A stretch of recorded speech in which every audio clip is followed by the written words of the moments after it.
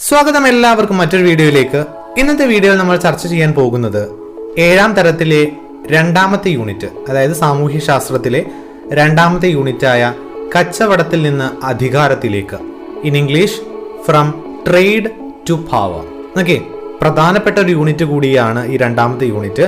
അപ്പോൾ ഈ ചോദ്യങ്ങൾ നിങ്ങൾ കൃത്യമായിട്ട് നിങ്ങൾ മനസ്സിലാക്കുക, അതിൻ്റെ ഉത്തരവും നിങ്ങൾ എന്ത് ചെയ്യുക, മനസ്സിലേക്ക് കൊണ്ടുവരിക. അപ്പോൾ നമ്മൾ നേരെ ഇന്നത്തെ വീഡിയോയിലേക്ക് പോകുന്നു.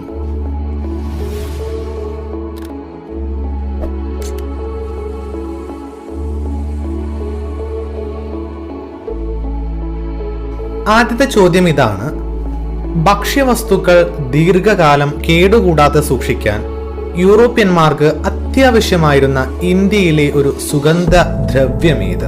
ഓക്കെ, ആ സുഗന്ധദ്രവ്യത്തിന്റെ പേരാണ് ചോദിച്ചിട്ടുള്ളത്. പ്രധാനപ്പെട്ട ഒരു ചോദ്യം കൂടിയാണ് അത്. നിങ്ങൾക്കറിയാം തീർച്ചയായും ഉത്തരം കുരുമുളക്. കുരുമുളകാണ് ആ സുഗന്ധദ്രവ്യം. ഓക്കെ, ദെൻ ഇന്ത്യയിലേക്ക് കടൽ മാർഗം വാണിജ്യപാത കണ്ടെത്തുന്നതിന് കാരണമായ സംഭവം ഏതാണ്? ഇതും പ്രധാനപ്പെട്ട ചോദ്യമാണ്. ഇതുമായി ബന്ധപ്പെട്ട് കുറെ ചോദ്യങ്ങൾ നമ്മൾ കഴിഞ്ഞ ക്ലാസ്സിൽ പരിചയപ്പെട്ടു. ഓക്കെ, അപ്പോൾ വിട്ടുകളയരുത്.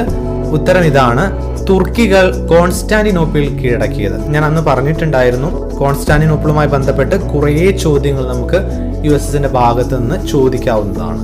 ദെൻ ഏത് പ്രകൃതി വിഭവം ശേഖരിക്കാനാണ് പുരാതന കാലം മുതൽ വിദേശികൾ ഇന്ത്യയിലെത്തിയത്? ഓക്കെ, ആ പ്രകൃതി വിഭവം ഏതാണ് എന്നാണ് ചോദിച്ചിട്ടുള്ളത്. തീർച്ചയായും ഉത്തരം സുഗന്ധ വ്യഞ്ജനങ്ങൾ. ഓക്കെ, സുഗന്ധ വ്യഞ്ജനങ്ങൾ ശേഖരിക്കാൻ വേണ്ടിയിട്ടാണ് പുരാതന കാലം മുതൽ വിദേശികൾ ഇന്ത്യയിലേക്ക് എത്തിയത്. ദെൻ വാസ്കോഡ ഗാമ കോഴിക്കോട് എത്തിയ വർഷം ഏതാണ്? വാസ്കോഡ ഗാമ കോഴിക്കോട് എത്തിയ വർഷം ഏത്? ഉത്തരം 1498 May. Okay, 1498 Vasco da gamma Kozhikode Kappad കടപ്പുറത്ത് കാലുകുത്തിയത്. ദെൻ ഇന്ത്യയിൽ കച്ചവടത്തിനായി കടൽ മാർഗം ആദ്യമായി എത്തിയ വിദേശികൾ ആരാണ്? ഓക്കെ, പ്രധാനപ്പെട്ട ഒരു ചോദ്യം കൂടിയാണ് ഇത്. ഇന്ത്യയിൽ ആദ്യമായി കച്ചവടത്തിനെത്തിയ വിദേശികൾ ആര്? ഉത്തരം പോർച്ചുഗീസുകാർ. ഓക്കെ, പോർച്ചുഗീസുകാരാണ് ഇന്ത്യയിൽ ആദ്യമായിട്ട് എത്തിയത്. ദെൻ വാസ്കോഡ ഗാമയുടെ സന്ദർശന സമയത്ത് കോഴിക്കോട് ഭരിച്ചിരുന്ന ഭരണാധികാരി ആരായിരുന്നു? വാസ്കോഡ ഗാമ സന്ദർശനത്തിനായിട്ട് കോഴിക്കോട് എത്തിയ സമയത്ത് അവിടെ ഭരിച്ചിരുന്ന ഭരണാധികാരി ആര്? ഉത്തരം സാമൂതിരി. ദെൻ വാസ്കോഡ ഗാമ കോഴിക്കോടിന് പകരം കണ്ണൂർ കച്ചവട കേന്ദ്രമാക്കിയത് എന്തുകൊണ്ടായിരുന്നു? ചരിത്രവുമായി ബന്ധപ്പെട്ട് പ്രധാനപ്പെട്ട ഒരു സംഭവമാണ്. വാസ്കോഡ ഗാമ കോഴിക്കോടിന് പകരം കണ്ണൂർ കച്ചവട കേന്ദ്രമാക്കി മാറ്റിയത് എന്തുകൊണ്ടായിരുന്നു? ഉത്തരം സാമൂതിരി രാജാവ്, അതായത് കോഴിക്കോട്ടെ സാമൂതിരി രാജാവ് കച്ചവട സൗകര്യങ്ങൾ നൽകാത്തത് കൊണ്ടാണ് കണ്ണൂർ കച്ചവട കേന്ദ്രമാക്കി വാസ്കോഡ ഗാമ മാറ്റിയത്. ഓക്കെ, ദെൻ വാസ്കോഡ ഗാമയ്ക്ക് ശേഷം ഇന്ത്യയിലെത്തിയ പോർച്ചുഗീസ് വ്യാപാരികൾ ആരെല്ലാം? ഓക്കെ, വാസ്കോഡ ഗാമയ്ക്ക് ശേഷം ഇന്ത്യയിലെത്തിയ പോർച്ചുഗീസ് വ്യാപാരികൾ ആരെല്ലാം? ഉത്തരം ഇതാണ്: Almeida and Albuquerque. Okay, then പോർച്ചുഗീസുകാരുടെ പ്രധാന വാണിജ്യ കേന്ദ്രങ്ങൾ ഏതെല്ലാം? പോർച്ചുഗീസുകാരുടെ പ്രധാന വാണിജ്യ കേന്ദ്രങ്ങൾ ഏതെല്ലാം? ഉത്തരം Goa, Daman and Diu. Okay, Goa, Daman, Diu. Then പോർച്ചുഗീസുകാർ കേരളത്തിൽ നിർമ്മിച്ച കോട്ടകൾ ഏതെല്ലാം? പോർച്ചുഗീസുകാർ കേരളത്തിൽ നിർമ്മിച്ച കോട്ടകൾ ഏതെല്ലാം? ഉത്തരം കണ്ണൂരിലെ സെന്റ് ആഞ്ചലോ കോട്ട, ദെൻ തൃശ്ശൂരിലെ കോട്ടപ്പുറം കോട്ട. ഓക്കെ, മനസ്സിലാക്കി വെക്കുക. കണ്ണൂരിലെ സെന്റ് ആഞ്ചലോ കോട്ട ആൻഡ് തൃശ്ശൂരിലെ കോട്ടപ്പുറം കോട്ട. ഓക്കെ, ദെൻ പോർച്ചുഗീസുകാരുടെ വിളിപ്പേര് എന്താണ്? പോർച്ചുഗീസുകാരുടെ വിളിപ്പേര് നമുക്കറിയാം, പറങ്കികൾ എന്നാണ് അവര് അറിയപ്പെട്ടിരുന്നത്. ദെൻ പോർച്ചുഗീസ് ബന്ധത്തിന്റെ ഫലമായി ഇന്ത്യയുടെ കാർഷിക, സാമൂഹിക, സാംസ്കാരിക രംഗത്തുണ്ടായ മാറ്റങ്ങൾ എന്തെല്ലാം? പോർച്ചുഗീസ് ബന്ധത്തിന്റെ ഫലമായി ഇന്ത്യയുടെ കാർഷിക, സാമൂഹിക, സാംസ്കാരിക രംഗത്തുണ്ടായ മാറ്റങ്ങൾ എന്തെല്ലാം എന്നാണ് ചോദിച്ചിട്ടുള്ളത്. നിങ്ങൾ ഓർത്തു വെക്കുക. അതായത് കാർഷിക വിളകളായ പൈനാപ്പിൾ, പേരയ്ക്ക, പപ്പായ, വറ്റൽമുളക്, ദെൻ കശുവണ്ടി, പുകയില എന്നിവ എന്ത് ചെയ്തു? അവര് നമുക്ക് പരിചയപ്പെടുത്തി തന്നു. ദെൻ അച്ചടി യന്ത്രം അവര് പ്രചരിപ്പിച്ചു. ദെൻ ചവിട്ടു നാടകം വികസിപ്പിച്ചു. ഇതാണ് ആ പ്രധാനപ്പെട്ട കാര്യങ്ങളല്ലെ, പ്രധാനപ്പെട്ട മാറ്റങ്ങൾ നിങ്ങൾ മനസ്സിലാക്കി വെക്കുക. ദെൻ ക്രിസ്തുവിന്റെ ജനനം മുതലുള്ള ചരിത്രം ഇതിവൃത്തമാക്കിയിട്ടുള്ള ഒരു പോർച്ചുഗീസ് കലാരൂപം ഏത്? ഓക്കെ, ആ കലാരൂപത്തിന്റെ പേരാണ് നമുക്ക് നേരത്തെ പരിചയപ്പെട്ട കാര്യം തന്നെയാണ് ചവിട്ടു നാടകം. ഓക്കെ, ചവിട്ടു നാടകം. ദെൻ ചരിത്രകാരന്മാരായ രാജൻ ഗുരുക്കളും എം.ആർ. രാഘവ വാര്യരും ചേർന്നെഴുതിയ ഗ്രന്ഥമേത്? ചരിത്രകാരന്മാരായ രാജൻ ഗുരുക്കളും അതോടൊപ്പം എം.ആർ. രാഘവ വാര്യരും ചേർന്നെഴുതിയ ഗ്രന്ഥത്തിന്റെ പേരെന്ത്? ഉത്തരം കേരള ചരിത്രം 2ാം ഭാഗം. ഓക്കെ, ദെൻ ഇന്ത്യയുമായുള്ള വാണിജ്യത്തിൽ യൂറോപ്യന്മാരുടെ ഇടനിലക്കാരായി പ്രവർത്തിച്ചവർ ആരാണ്? ഇന്ത്യയുമായുള്ള വാണിജ്യത്തിൽ യൂറോപ്യന്മാരുടെ ഇടനിലക്കാരായി പ്രവർത്തിച്ചവർ ആരെല്ലാം? ഉത്തരം അറബികൾ. ഓക്കെ, ദെൻ ഇന്ത്യയിലെത്തിയ വിദേശികളും അവരുടെ രാജ്യങ്ങളും ക്രമപ്പെടുത്തി എഴുതും. താഴെ കൊടുത്തിട്ടുണ്ട്. അപ്പൊ നിങ്ങൾ അത് ക്രമപ്പെടുത്തി എഴുതാനാണ് പറഞ്ഞിട്ടുള്ളത്. ഉത്തരം താഴെ ശ്രദ്ധിക്കുക. പോർച്ചുഗീസുകാര് പോർച്ചുഗലുമായി ബന്ധപ്പെട്ടിരിക്കുന്നു, ഡച്ചുകാർ നെതർലാൻഡ്, ഇംഗ്ലീഷുകാർ ഇംഗ്ലണ്ട് ആൻഡ് ഫ്രഞ്ചുകാർ ഫ്രാൻസ്. ഓക്കെ, നിങ്ങൾ മനസ്സിലാക്കി വെക്കുക. ദെൻ കണ്ണൂർ ജില്ലയിലെ പ്രശസ്തമായ ഒരു പോർച്ചുഗീസ് ചരിത്ര സ്മാരകം. ഓക്കെ, കണ്ണൂർ ജില്ലയിലെ പ്രശസ്തമായ ഒരു പോർച്ചുഗീസ് ചരിത്ര സ്മാരകം, അതിന്റെ പേരാണ് ചോദിച്ചിട്ടുള്ളത്. ഉത്തരം സെന്റ് ആഞ്ചലോസ്. നമ്മൾ നേരത്തെ പരിചയപ്പെട്ടു സെന്റ് ആഞ്ചലോസ് കോട്ട. അപ്പോ സെന്റ് ആഞ്ചലോസ് ആണ് ആ ചരിത്ര സ്മാരകം. ദെൻ പോർച്ചുഗീസുകാർക്ക് ഇന്ത്യയിൽ കൂടുതൽ വാണിജ്യ കേന്ദ്രങ്ങൾ സ്ഥാപിക്കാൻ കഴിയാതിരുന്നത് എന്തുകൊണ്ട്? പോർച്ചുഗീസുകാർക്ക് ഇന്ത്യയിൽ കൂടുതൽ വാണിജ്യ കേന്ദ്രങ്ങൾ സ്ഥാപിക്കാൻ കഴിയാതിരുന്നത് എന്തുകൊണ്ടായിരുന്നു എന്നാണ് ചോദ്യം. ഉത്തരം ഇതൊക്കെയാണ്. മറ്റ് യൂറോപ്യൻ ശക്തികളുമായി മത്സരിക്കാനുള്ള സാമ്പത്തികവും സൈനികവുമായ ശേഷി അവർക്കില്ലായിരുന്നു. ദെൻ പ്രാദേശികമായ ചെറുത്തുനിൽപ്പുകൾ നേരിടേണ്ടി വന്നു. ദെൻ നമ്മൾ അടുത്ത ചോദ്യത്തിലേക്ക് പോവുകയാണ്. മലബാറിൽ പോർച്ചുഗീസുകാർക്കെതിരെ പ്രാദേശികമായ ചെറുത്തുനിൽപ്പുകൾക്ക് നേതൃത്വം വഹിച്ചത് ആരാണ്? ഓക്കെ, അതായത് മലബാറിൽ പോർച്ചുഗീസുകാർക്കെതിരെ എന്ത് ചെയ്തു? പ്രാദേശികമായ കുറെ ചെറുത്തുനിൽപ്പുകൾക്ക് നേതൃത്വം വഹിച്ച വ്യക്തിയുടെ പേര് എന്താണ് എന്നാണ് ചോദിച്ചിട്ടുള്ളത്. തീർച്ചയായും ഉത്തരം കുഞ്ഞാലിമരക്കാർ. ഓക്കെ, കുഞ്ഞാലിമരക്കാരാണ് ആ വ്യക്തി.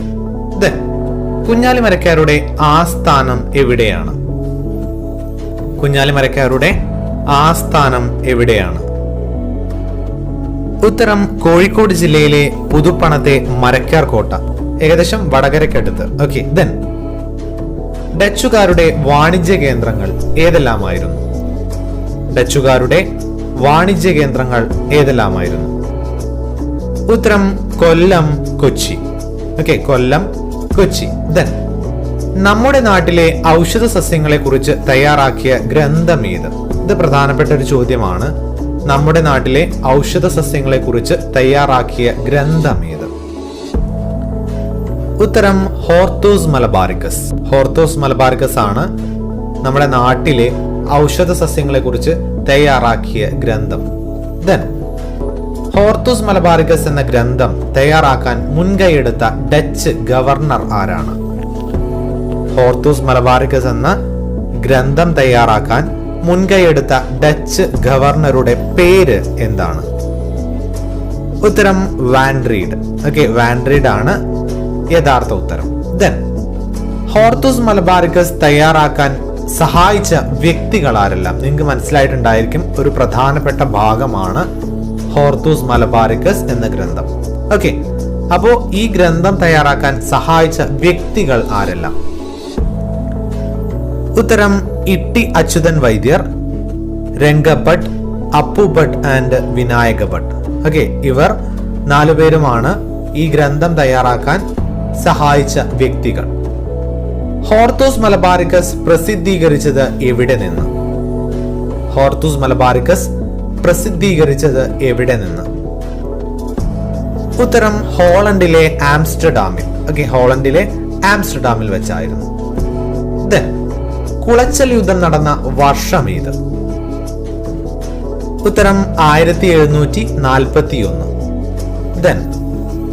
ഡച്ചുകാരുടെ അടിത്തറ നഷ്ടമാക്കിയ യുദ്ധം ഏത്? ഓക്കെ, ആ യുദ്ധത്തിന്റെ പേരാണ് ചോദിച്ചിട്ടുള്ളത്.